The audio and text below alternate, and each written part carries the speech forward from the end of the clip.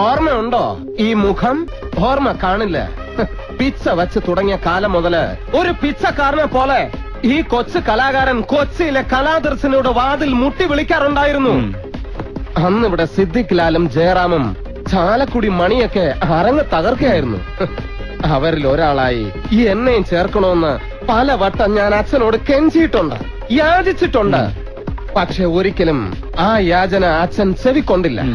പകരം ചെവിക്ക് പിടിച്ച് അച്ഛൻ എന്നെ ഗെറ്റ് ഔട്ട് അടിച്ചു. That's all.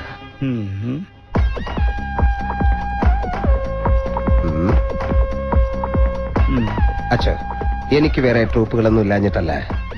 ഇവിടെ വന്നാൽ ഒരു സിനിമാ നടനാകാന്ന് ഞാൻ മോഹിച്ചു.